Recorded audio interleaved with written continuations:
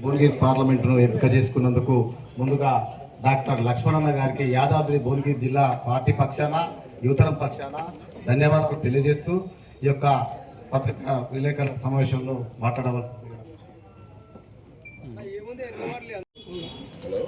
BJP జాతీయ OBC అధ్యక్షులు మరియు రాజ్యసభ సభ్యులు డాక్టర్ కె లక్ష్మణ్ గారి నేతృత్వంలో ప్రధానమంత్రి సాంసద్ ఖేలో మహోత్సవ్ భువనగిరి పార్లమెంటును ఎంచుకున్నందుకు వారు పెద్దన్న పాత్రగా, అట్లాగే వారికి తోడుగా మాజీ ఉపాధ్యక్షులు మనోహర్ రెడ్డి గారు, అట్లాగే నేను భువనగిరి కన్వీనర్ ఈ క్రీడోత్సవాలకు, నాతో పాటు సోదరులు జగన్మోహన్ రెడ్డి గారు, బలరాం, అట్లాగే ఉషా కిరణ్ గారు, కపిల్ గారు మరియు వివిధ మండలాధ్యక్షులు, వీరందరూ కూడా చాలా పెద్ద ఎత్తున యువతులను ఈ క్రీడల్లో పాల్గొనేటట్టు వాళ్ళల్లో ఉత్సాహం నింపి కనీసము 1400 మంది యువకులు ఈ భువనగిరి అసెంబ్లీ నియోజకవర్గంలో ఈ క్రీడల పోటీల్లో పాల్గొంటున్నారు. నేను ముఖ్యంగా వారికి ధన్యవాదాలు తెలియజేసేది ఏంటంటే, వారు ఈరోజు విచ్చేసి మొదటి రోజు వారు విచ్చేశారు. అట్లాగే 7 ఫిబ్రవరి నాడు మొత్తము ఉత్తీర్ణులకు ఎవరైతే ఈ గెలుపు బాటలో వారు మొదట స్థానంలో నిలిచారో వాళ్లకు ఈ యొక్క బహుమతి ప్రధానోత్సవం కూడా భువనగిరి అసెంబ్లీ నియోజకవర్గంలో వారు ఎంచుకున్నందుకు వారికి నిజంగా శిరస్సు వంచి నమస్కరిస్తూ నాకు ఇచ్చిన ఈ అవకాశాన్ని హృదయపూర్వకమైనటువంటి నమస్కారాలు. తోటి మిత్రులు, ప్రధానమంత్రి నరేంద్ర మోడీ గారి యొక్క పిలుపు మేరకు ఈరోజు సాంసద్ ఖేలో మహోత్సవ్, ప్రధానమంత్రి గారు ఏదైతే ఖేలో భారత్ పేరు మీద గత కొన్ని సంవత్సరాలుగా దేశవ్యాప్తంగా ఉన్నటువంటి యువత, ముఖ్యంగా గ్రామీణ ప్రాంతాల్లో అవకాశాలు కొరబడి వారికి సరైనటువంటి ప్రోత్సాహం లేక వాళ్ళలో నైపుణ్యత ఉన్నప్పటికీ కూడా వాళ్ళని గుర్తించలేకపోతూ ఉన్నారు. అందుకనే విధిగా వారు ఆదేశించారు బీజేపీ పార్లమెంట్ సభ్యులందరినీ కూడా, లోక్సభ నుంచి ఎన్నికైనటువంటి ఎంపీలు వాళ్ళ క్షేత్రంలో విధిగా చేపట్టాలి. రాజ్యసభ సభ్యులు ఇతర ఏదైనా నియోజకవర్గాన్ని ఎంచుకొని చేయాలని చెప్పినప్పుడు, గతంలో నేను హైదరాబాదు పార్లమెంట్లో మస్జిద్ ప్రాబల్యం ఉన్నటువంటి ఆ ప్రాంతంలో చేశాను. అక్కడ కూడా యువత ఎంతో నైపుణ్యత ఉన్నది. కానీ అక్కడ స్థానికంగా అనేక రాజకీయ కారణాల వల్ల యువత గుర్తింపుకు నోచుకోకపోతున్నది. ఆ రకంగా హైదరాబాద్ పార్లమెంట్లో దిగ్విజయంగా జరిపిన తర్వాత ఈసారి మరి పార్టీ ఆదేశాల మేరకు హైదరాబాద్ దగ్గరలో ఉన్నటువంటి భువనగిరి పార్లమెంట్లో ఈ యొక్క క్రీడా ఉత్సవాలు, ప్రతి గ్రామంలో ఉండేటువంటి యువకుని కదిపి ఈ క్రీడా ఉత్సవాల్లో పాల్గొనాలని చెప్పి ఏదైతే ఇవాళ ప్రయత్నాలు జరుగుతున్నాయో అందులో భాగంగా ఇటీవల మొదలుపెట్టినటువంటి ఈ క్రీడా ఉత్సవం భువనగిరి పార్లమెంట్ ఖేలో భారత్ జీతో భువనగిరి పేరు మీద జరుగుతున్నటువంటి ఈ యొక్క క్రీడా పోటీల్లో దాదాపు 20,000 పై చిలుకు యువకులు అన్ని గ్రామాల నుండి మండలాలు అసెంబ్లీ వారిగా వారు నమోదు చేసుకోవడం జరిగింది. గ్రామాల నుంచి మండలాల నుంచి వచ్చే వాళ్ళందరూ కూడా అసెంబ్లీ కేంద్రంలో పోటీలు జరిపి చివరిగా ఈ భువనగిరి పార్లమెంట్లో ఉత్తీర్ణులు కబడ్డీ, వాలీబాల్, క్రికెట్, ఖోఖో, అంటే ముఖ్యంగా మన గ్రామీణ క్రీడలను కూడా విస్మరించకూడదు.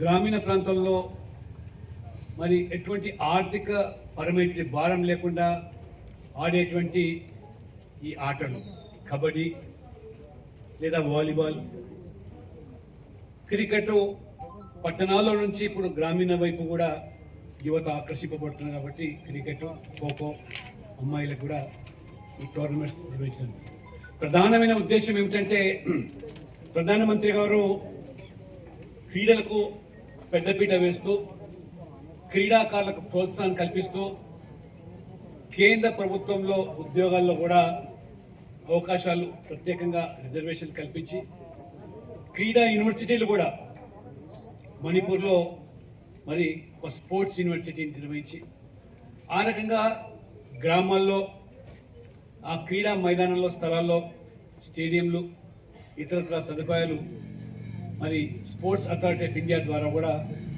అనేక రకాలుగా బడ్జెట్లు నిధులు కల్పిస్తూ మరి ప్రోత్సహిస్తారు.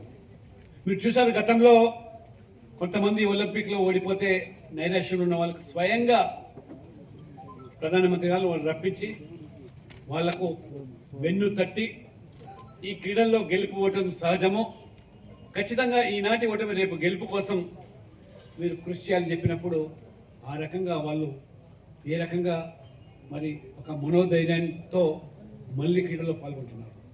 బట్ ఈరోజు గ్రామీణ ప్రాంతాలు ఉండే యువతకు ఏదైతే స్థానికంగా ప్రభుత్వాల యొక్క అనాలోచిత చర్యల వల్ల, వాళ్ళ విధి విధానాల వల్ల, సరైనటువంటి దృక్పథం లేకపోవడం వల్ల ఏ రకంగా ఇవాళ సమాజానికి భారంగా నిర్వీర్యంగా తల్లిదండ్రులకు యువత మారుతూ ఉన్నారో,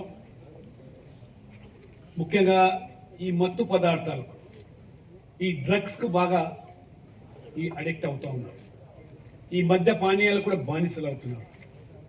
తల్లిదండ్రులు కాదు, ఇవాళ మొత్తం సమాజానికి దేశంగానే మారుతాం. ఒకవైపు ప్రధానమంత్రి గారు ఫిట్ ఇండియా పేరు మీద ఖచ్చితంగా శారీరకమైనటువంటి వ్యాయామం ప్రతి వ్యక్తికి అవసరం అని చెప్పి వారు ప్రేరేపిస్తూ ఉంటే, ఆ రకంగా వారు ఈ గడ్డ మీద పుట్టినటువంటి ప్రాచీన విద్య యోగాను అంతర్జాతీయ స్థాయికి పరిచయం చేసి ఏ రకంగా ఇవాళ ప్రపంచవ్యాప్తంగా 180 పై దేశాల్లో విధిగా కులము మతము ప్రాంతాలకు అతీతంగా ఈ యోగా ద్వారా శారీరకంగా మానసికంగా ఈరోజు వాళ్ళని మరి దృఢంగా మారుస్తూ భారతదేశానికి ఉన్నటువంటి సంపద ఏమిటంటే ఇవాళ యువత. ప్రపంచంలో ఏ దేశానికి లేనటువంటి యువ వనరులు ఈ భారతదేశానికి ఉన్నాయి. 60% పైగా ఉన్నటువంటి యువత ఇది దేశానికి పెట్టుబడిగా ప్రధానమంత్రి గారు భావిస్తూ ఇప్పుడు జపాన్ లాంటి దేశాలు వృద్ధాప్యంలో ఏ రకంగా ఇవాళ మురిగిపోతూ ఉన్నారో ఆ రకంగా కాకుండా యువతకు మరి పెద్దపీట వేసి ఈ క్రీడల్లో కానీ విద్యల్లో కానీ ఏ రకంగా రాణించే అవకాశాలు కల్పిస్తున్నారో అందులోని భాగంగానే ఇవాళ మరి వారు ఆదేశం మరి రాజ్యసభ సభ్యుడిగా మేము ఇక్కడ ఈ పోటీలు నిర్వహించాం. ఎందుకంటే ఇవాళ ప్రభుత్వాలు ఈ యొక్క క్రీడాకారులకు స్థానికంగా రాష్ట్ర ప్రభుత్వాలుగా సరైన గుర్తింపు ఇవ్వకపోవడం వల్ల ఉద్యోగాల్లో కానివ్వండి లేదా వారికి కావాల్సినటువంటి కనీసమైనటువంటి బేసిక్ ఫెసిలిటీస్ ఈ రాష్ట్రం నుంచి కూడా అనేకమైనటువంటి నైపుణ్యత ఉన్నటువంటి యువతి యువకులు ఉన్నారు. వాళ్ళను పెద్దపీట వేయడమే కాకుండా ఈరోజు హైదరాబాద్ నగరానికే పరిమితం కాకుండా ఈ అకాడమీలు, ఈ స్పోర్ట్స్ అకాడమీలు లేదా ఈ యొక్క మరి స్టేడియంలు ఈ మారుమూల ప్రాంతాల్లో కూడా మరి విస్తరింపజేయాలనేదే మా యొక్క ఆలోచన, ప్రధానమంత్రి గారి యొక్క దృక్పథం. క్రికెట్ అంటే హైదరాబాదు పట్టణాల్లో ఉండే వాళ్ళకు లేదా ముంబై వాళ్ళకి పరిమితమైనది కాదు. గ్రామీణ ప్రాంతాల నుంచి కూడా మీరు చూస్తున్నారు ఏ రకంగా ఇవాళ మంచి క్రికెటర్స్ వస్తున్నారు. జమ్మూ కాశ్మీర్లో శ్రీనగర్లో ఏ రకంగా మరి ఆ యువకుడు ఇవాళ దేశానికి వన్నె తెచ్చారు. ఆ రకంగా ఈ క్రీడల్లో వారు నిమగ్నమైతే ఇటువంటి వ్యాపకాలు ఈ డ్రగ్స్ కానీ ఇతర దానికి లోను కాకుండా దానికి దోహదపడుతుందని చెప్పి ఇవాళ 350 మంది బీజేపీ ఎంపీలు ఉన్నారు లోక్సభ రాజ్యసభ. ఎంత కాదన్నా ఇవాళ 30-40 వేల మంది యువతి యువకులు పార్టీలకు అతీతంగా రాజకీయాలకు అతీతంగా ఇందులో పాల్గొంటూ గతంలో నిర్వహించినటువంటి ఈ క్రీడల్లో రాణించిన వాళ్ళు ఒలింపిక్స్లో ఏషియన్ గేమ్స్లో వాళ్ళు పాల్గొనేదానికి అవకాశం కలిగింది. వాళ్ళే కాదు, వాళ్ళ దివ్యాంగులు కూడా ప్రత్యేకమైనటువంటి మరి క్రీడలు పోటీలు కూడా నిర్వహిస్తూ ఉన్నారు. దాని ద్వారా వాళ్ళు కూడా రాణిస్తూ ఉన్నారు. కాబట్టి ఇవాళ భువనగిరిలో ఉన్నటువంటి యువత, మారుమూరు పల్లెల్లో ఉన్నటువంటి యువత కూడా దీన్ని అవకాశంగా తీసుకొని ఇది ఒక వేదిక. ఇది ప్రభుత్వ కార్యక్రమం కాదు, పార్టీ కార్యక్రమం కాదు. పార్లమెంట్ సభ్యులకు ప్రధానమంత్రి ఇచ్చినటువంటి బాధ్యత కాబట్టి ఆ బాధ్యతకు అనుగుణంగా ఇవాళ మరి ఈ టోర్నమెంట్స్ నిర్వహిస్తున్నారు. అందరూ పాల్గొనేందుకు అవకాశం ఉంది. ఖచ్చితంగా ఉత్తీర్ణులకు ఇందులో పాల్గొనే వాళ్ళందరూ కూడా ఖచ్చితంగా పార్టిసిపెంట్ సర్టిఫికెట్స్ ఇవ్వడం జరుగుతుంది. పాల్గొనే వాళ్ళందరూ కూడా టీషర్ట్స్, క్యాప్స్ ఇవ్వడం జరుగుతుంది. దాంతోపాటు ఉత్తీర్ణులైన వాళ్ళకు అనేక రకాలుగా ప్రోత్సాహాలు, బహుమతులు మరి కేంద్ర మంత్రులు ద్వారా వారికి ఈ యొక్క ఫైనల్ ఈ యొక్క టోర్నమెంట్స్ విన్నర్స్, రన్నర్స్ కూడా అన్ని గేమ్స్తో కూడా వారికి ప్రోత్సాహాలు ఉంటాయి. బట్టి మీ ద్వారా పిలుపునిస్తున్నాను, యువతకు ఖచ్చితంగా రండి, పాల్గొనండి. ఆ రకంగా ఇవాళ ఖేలో భారత్ జీతో భువనగిరి పేరు మీద భువనగిరి పార్లమెంట్లో ఉన్నటువంటి అన్ని పల్లెల నుంచి కూడా యువత కదిలింది. ఈ రకంగా రాష్ట్ర ప్రభుత్వాలు కూడా దీనికి మరి గుర్తించాల్సిన అవసరం ఉంది. ఆ రకంగా యువత మనం చూస్తాం తెలంగాణలో ఏ రకంగా ఇవాళ మనం చూస్తే పోయే అవకాశం లేదు.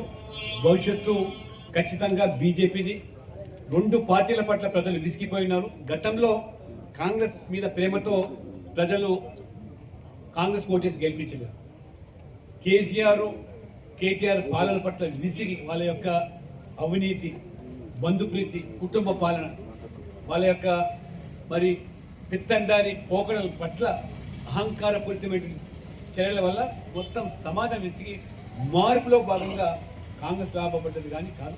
ఖచ్చితంగా భారతీయ జనతా పార్టీ రేపు ఎప్పుడు ఈ రాష్ట్రంలో ఎన్నికలు జరిగినా ప్రభుత్వ ఏర్పాటు లక్ష్యంగా ధ్యేయంగానే మేము ఇవాళ పనిచేస్తున్నాం. దేశంలో 20 రాష్ట్రాల్లో మా ప్రభుత్వాలు ఉన్నాయి. ఎందుకు తెలంగాణ కాకూడదని ప్రజలు కోరుతున్నారు. తెలంగాణ ప్రజల ఆకాంక్షలకు, ఆలోచనకు అనుగుణంగానే వచ్చే మున్సిపల్ ఎన్నికలు కూడా ఖచ్చితంగా పోటీ చేస్తాం. భవిష్యత్ అసెంబ్లీని టార్గెట్గా పెట్టుకొని మా యొక్క మరి కార్యక్రమం మాదిరిగా రేవంత్ రెడ్డి ప్రభుత్వము ఫోన్ ట్యాపింగ్ విషయం కానివ్వండి, రోజువారీ సీరియల్గా మరి కొండను తవ్వి ఎలుకను కూడా పట్టిన చందంగా లేదు. కొంతమంది ఏదో అధికారులను బలిపశువులు చేస్తూ ఉన్నారు. వాస్తవంగా ఈ రెండు పార్టీలు కూడా కలిసి ఆడుతున్న నాటకము, డ్రామా. వీళ్ళ వైఫల్యాలు, ఇచ్చిన హామీలు ఏదైతే ఉందో గ్యారంటీలు, 420 హామీలు నెరవేర్చలేక ప్రజల దృష్టి మళ్లించడానికి ఇద్దరు తోడు దొంగలుగా ఆడుతున్నటువంటి నాటకం తప్పితే వీరు చేసేటువంటి విచారణలు, దర్యాప్తులు ఇంతవరకు ఏ ఒక్క రాజకీయ నాయకుడిని దాన్ని బాధ్యుని చేయలేదు. ఇవాళ కాళేశ్వరం నుంచి మొదలుకుంటే ఫోన్ ట్యాపింగ్ వరకు అన్నీ రేవంత్ రెడ్డి గారు విచారణలు తప్పితే కాలయాపన. ఒక టీవీ సీరియల్ మాదిరిగా ఇద్దరు ఆడుతున్నటువంటి నాటకమే ప్రజల దృష్టి మళ్లించడానికి. మాకు ఇస్తానని పెన్షన్ 4,000 అడగకుండా, లేదా మాకు 2 లక్షల ఉద్యోగాలు, యువత ప్రభుత్వ ఉద్యోగాలు ఇస్తాన్నావు అది మరి ప్రచారంలోకి రాకుండా రాహుల్ గాంధీ స్వయంగా వచ్చి ప్రకటించినాడు. మా అశోక్ నగర్ చిక్కడపల్లిలో నిరుద్యోగ యువతను మా ప్రభుత్వం వస్తే 2 లక్షల ఉద్యోగాలు ఒక సంవత్సరంలో ప్రభుత్వ ఉద్యోగాలు కల్పిస్తాము.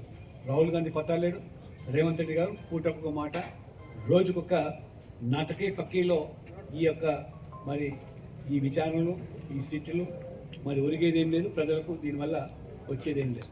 నిజంగా వాళ్ళకి చిట్టు ఉన్నట్టయితే ఈ పార్టీకి దానికి ఎవరైతే సూత్రాలు ఉన్నారో వాళ్ళ మీద చర్యలు తీసుకోవాలి. ఏదో కొంతమందిని ఏదో అధికారులను బలిపశువులు చేస్తారు కానీ దానివల్ల ఒరిగిందేం లేదు.